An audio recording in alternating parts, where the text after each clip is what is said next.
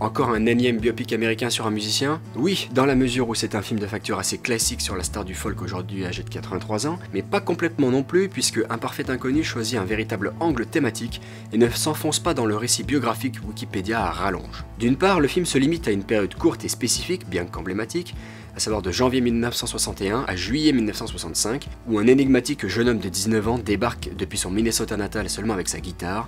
au Greenwich Village, alors épicentre de la bohème et du folk américain. Mais aussi, puisque conter la carrière de Bob Dylan, c'est aussi raconter un moment de l'histoire musicale, et pas que d'ailleurs, américaine, mais aussi parler des textes politiques et intimes du chanteur, et bien évidemment de son passage à la guitare électrique, d'où l'histoire d'un parfait inconnu qui débarque à New York et connaît une ascension fulgurante, avant de redevenir un parfait inconnu pour ses désormais très nombreux fans.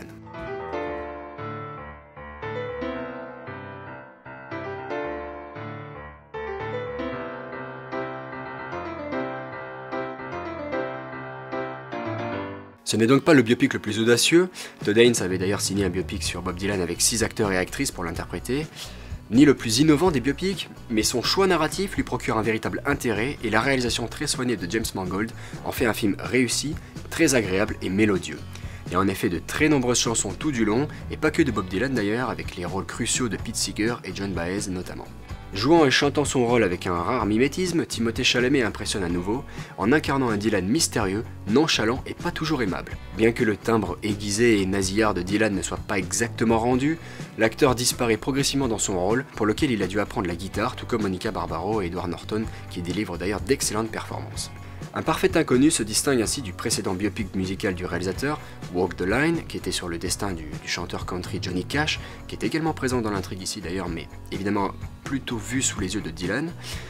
Il s'en distingue donc par son choix de ne pas chercher à éclaircir le mystère qui entoure la figure de Bob Dylan. En fait, les explications du phénomène Bob Dylan, on les obtient pas, de sorte qu'on ne plonge pas véritablement en profondeur dans une étude de sa personnalité.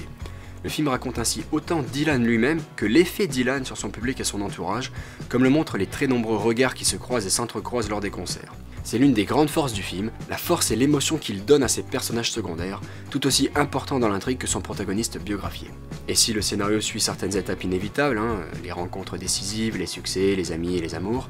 avec un triangle amoureux intéressant d'ailleurs, il choisit un point de focal inattendu en la personne de Woody Guthrie, ce chantre libertaire des luttes sociales et des travailleurs de la Grande Dépression qui était atteint de la maladie de Huntington, et qui devient en fait la véritable boussole du film, qui débute donc de son influence dans le lancement de la carrière de Dylan, à l'écart ensuite pris par l'élève vis-à-vis de son mentor. Et cet éloignement, il s'opère lorsque le chanteur, refusant toutes les étiquettes en fait, fit en 1965 le choix très controversé, mais qui aura des répercussions mondiales, de passer de l'acoustique à l'électrique. Et ce geste fit en effet trembler la scène folk et fut pris comme une trahison par une partie de son public, bien qu'il ouvra une nouvelle voie pour des auteurs-compositeurs comme Neil Young par exemple. Ce n'est donc pas un biopic exhaustif sur la vie de Robert Zimmerman, mais plutôt un chapitre de la carrière de Bob Dylan, ou alors un biopic du Bob Dylan folk si on veut, qui se clôt donc lors de l'édition 1965 du Festival de Newport.